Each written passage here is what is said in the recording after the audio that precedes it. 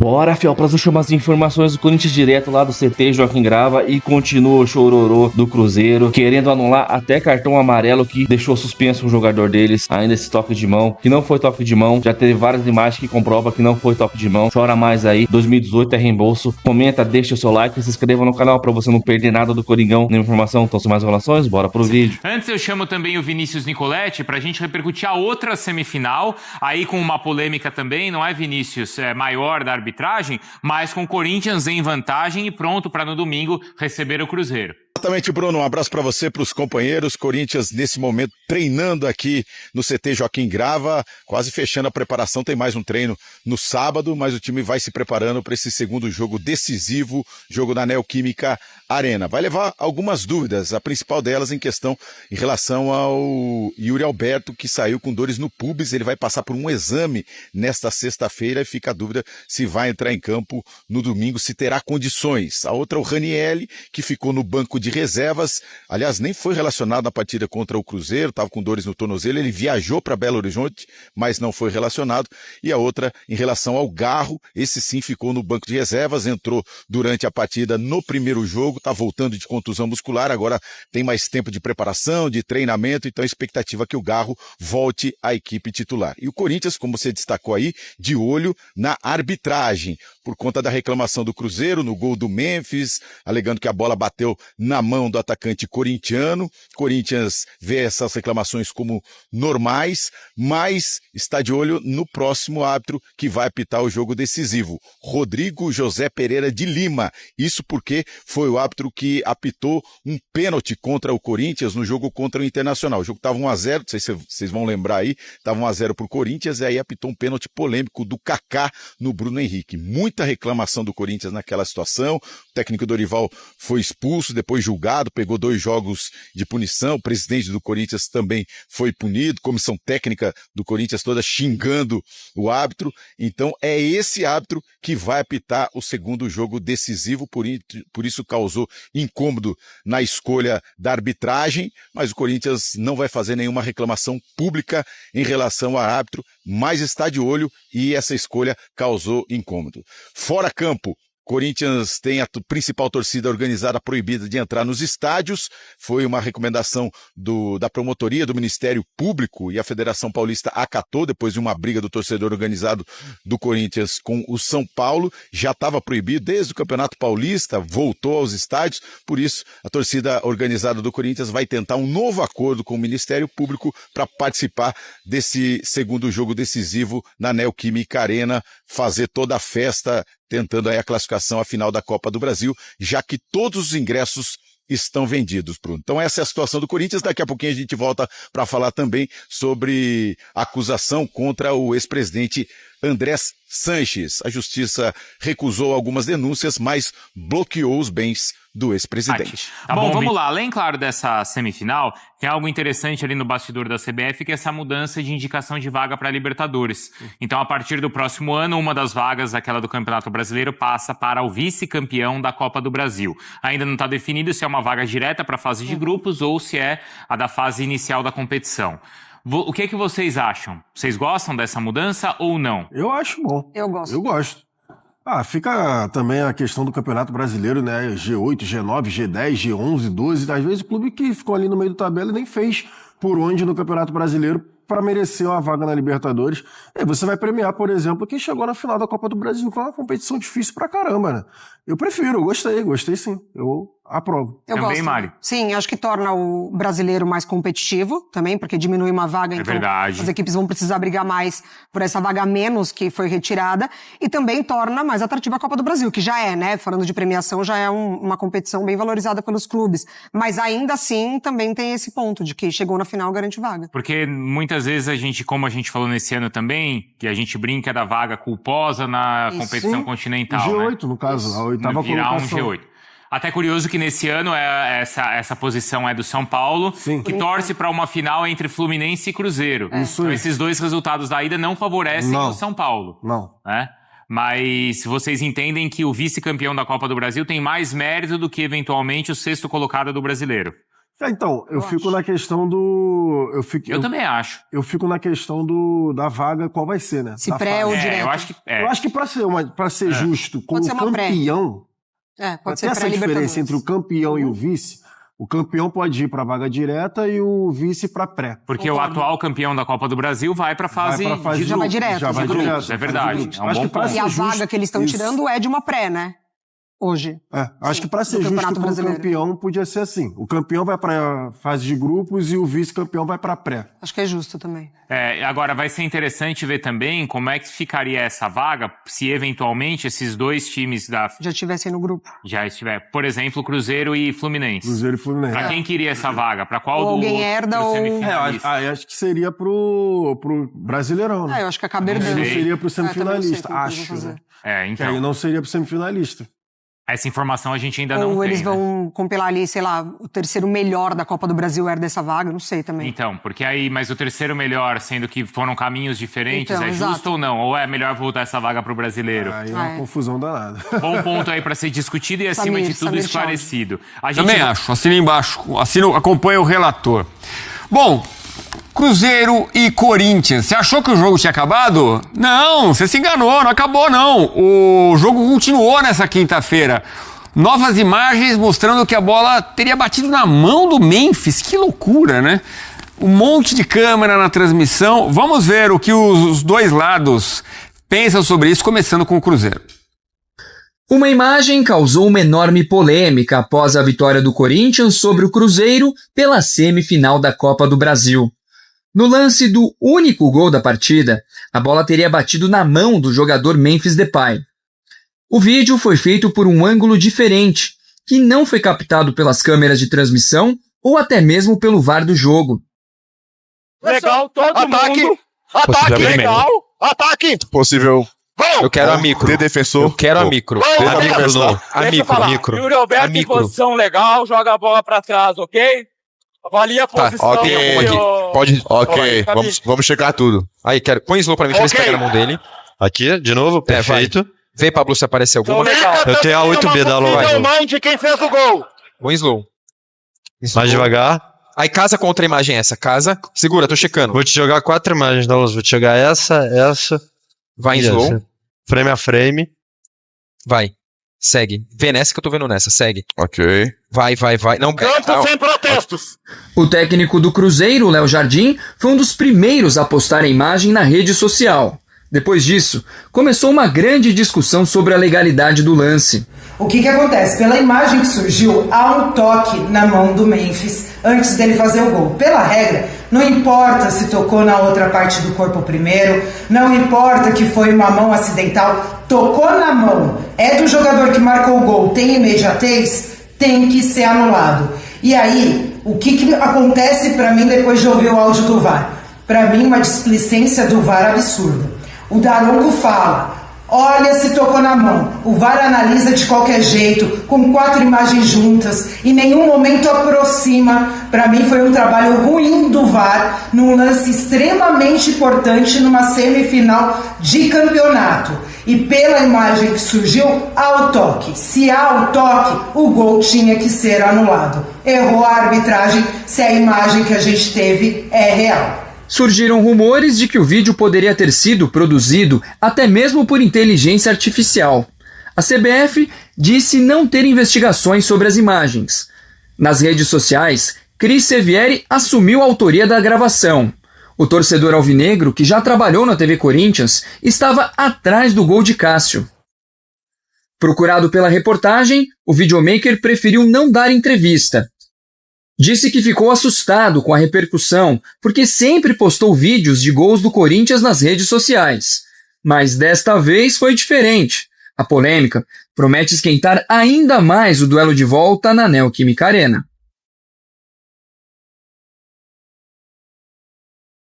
Fala, fã de esportes! Dia recheado de polêmicas aqui na Toca da Raposa.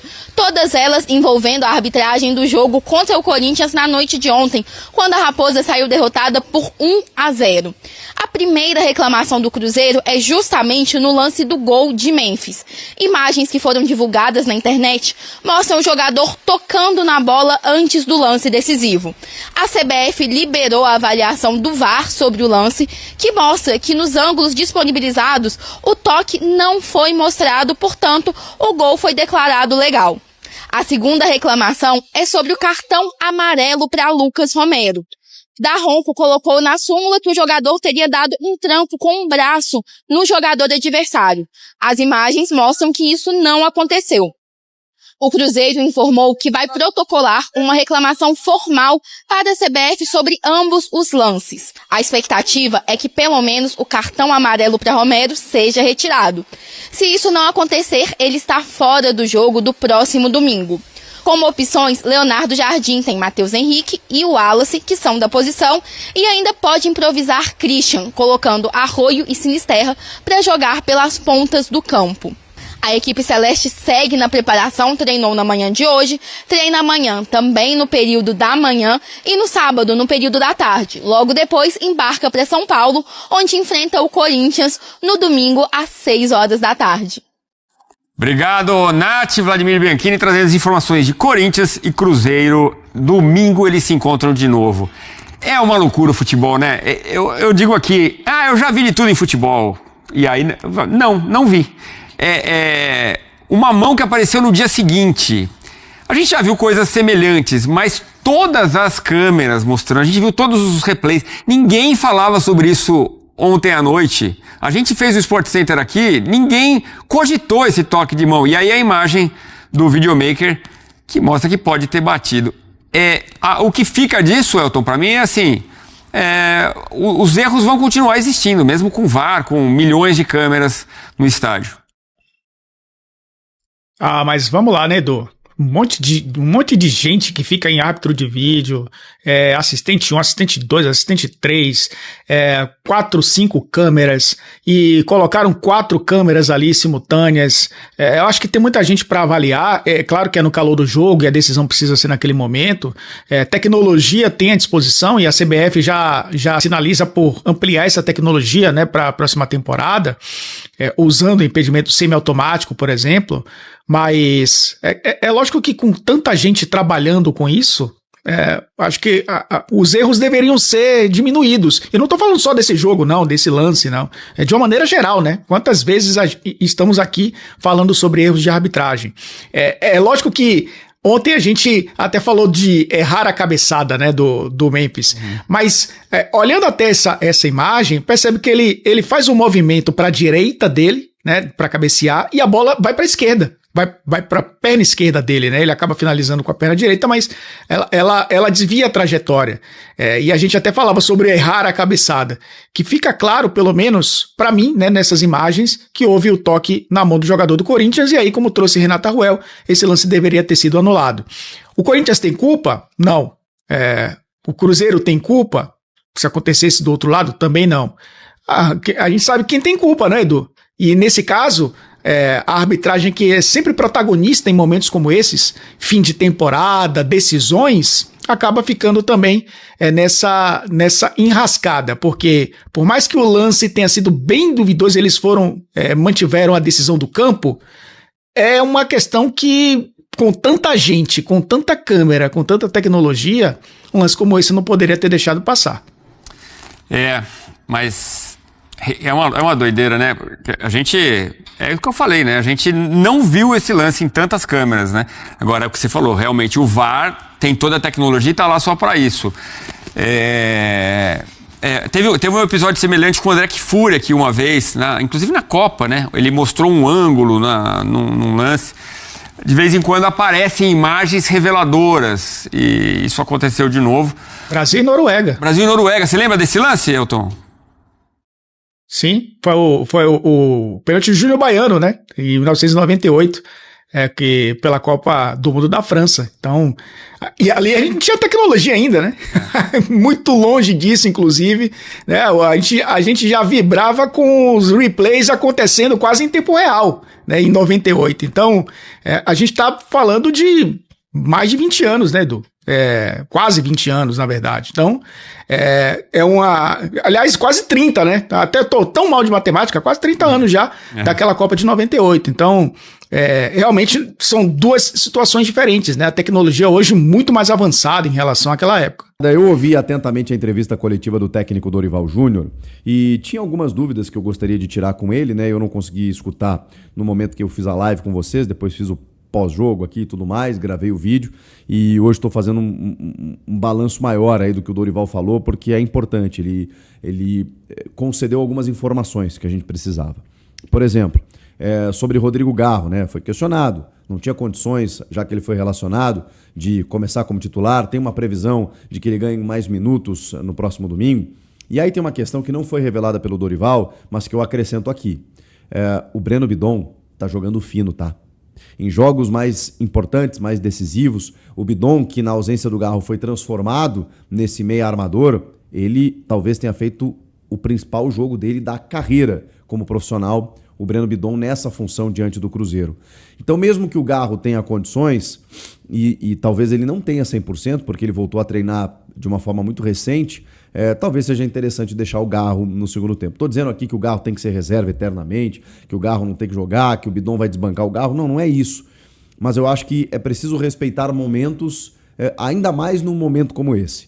E se o Garro tiver, sei lá, 100%, treinou maravilhosamente bem e tal, beleza. Aí o Dorival vai fazer a sua escolha. Agora, se não é o caso, não há motivos para pânico, né? O Bidon vem cumprindo, o Garro ganha alguns minutos e entra sempre acrescentando com a sua raça, o seu jeito de jogar, né? A sua entrega, que ele não se dosa, né? O Garro é um cara muito dedicado, muito Corinthians mesmo, né?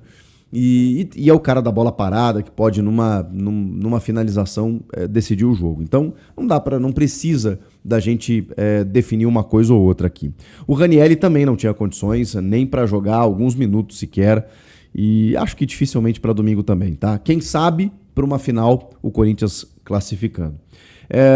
O Tchoca foi uma opção do Dorival, não ficou claro do porquê, mas me parece que nas entrelinhas ele deixou entender que não poderia descartar nenhum jogador. O fato dele fazer isso com o André Ramalho é mais um voto de confiança em um dos líderes do elenco. É uma leitura que eu estou fazendo, tá? Porque na verdade ele citou essa frase.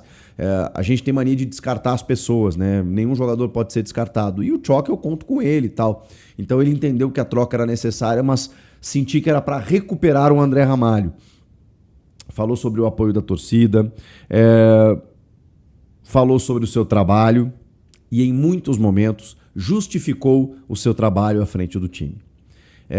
Ele foi mais taxativo, era um Dorival mais na defensiva nessa entrevista coletiva. Não sei se vocês notaram, porque ele foi questionado várias vezes sobre a campanha, sobre o jeito de jogar, sobre o fato do Corinthians ter sido desacreditado para enfrentar o Cruzeiro e até vencer. Tem até uma pergunta em que a repórter traz um dado. 11 anos depois, o Corinthians vence o Cruzeiro dentro do Mineirão.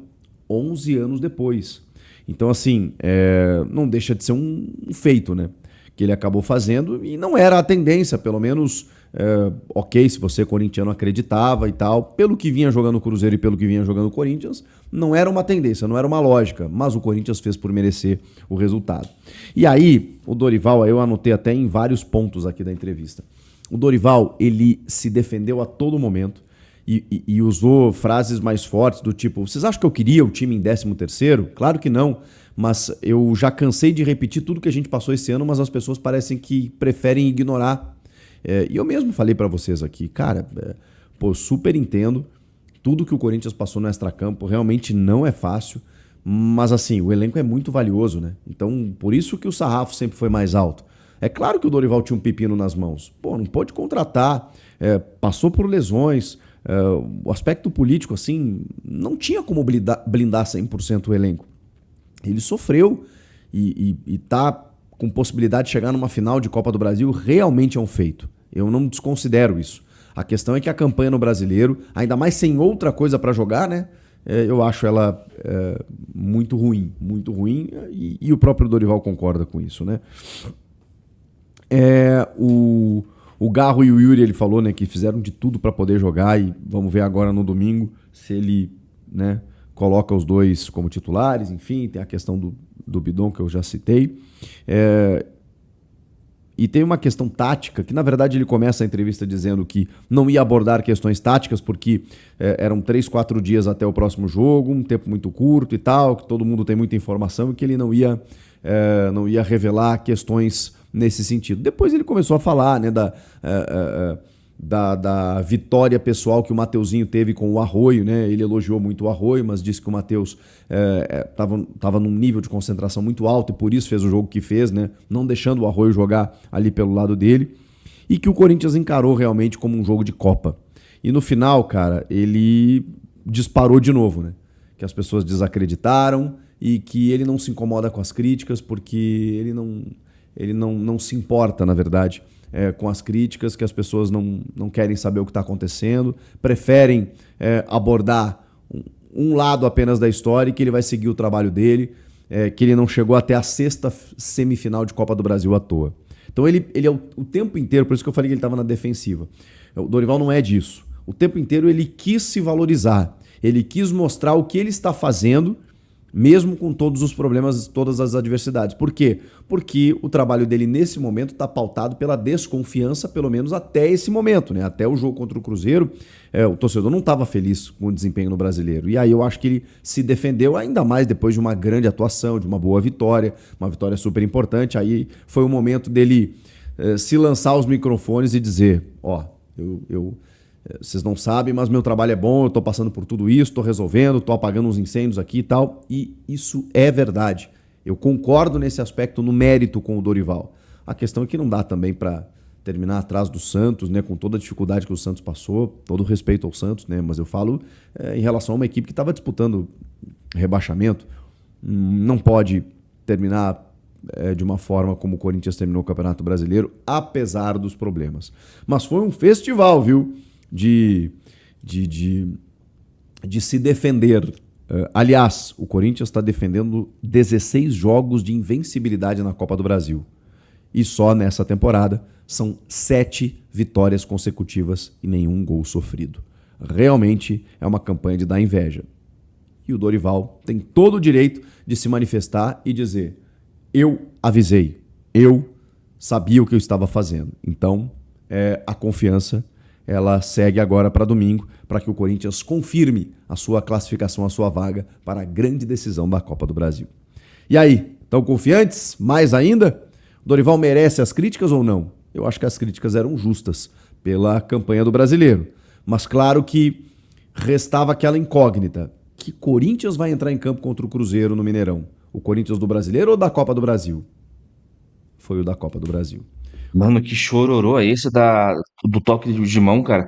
Ontem eu vi um cara que ele explicou a física, mano, da bola. E ele confirmou que não tocou na mão, daí explicou lá, tal, que a trajetória da bola ela não mudou, ela continua reta.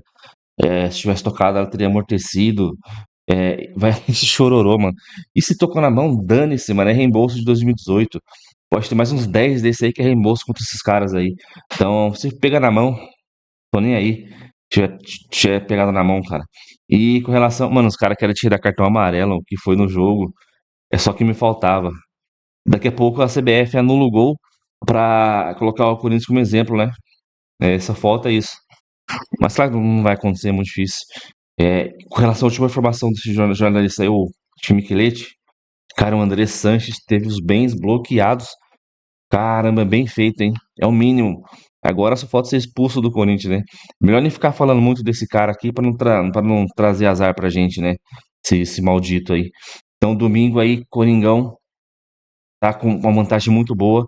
Só que agora, deixar a empolgação de lado, concentrar muito, porque domingo vai ser mais difícil que foi na quarta-feira, né? Não deixar o Cruzeiro tomar conta nos primeiros minutos ali. Vamos fazer que nem a gente fez lá. Pressionar os caras e tentar fazer um gol ali com 15, 20 minutos. Aí assim, a gente coloca um pé na final, cara. Imagina o Coringão e Vasco. Tá com cara de Corinthians de Vasco nessa final aí. Comenta, deixa o seu like, se inscreve no canal e até o próximo vídeo. Valeu, é nóis.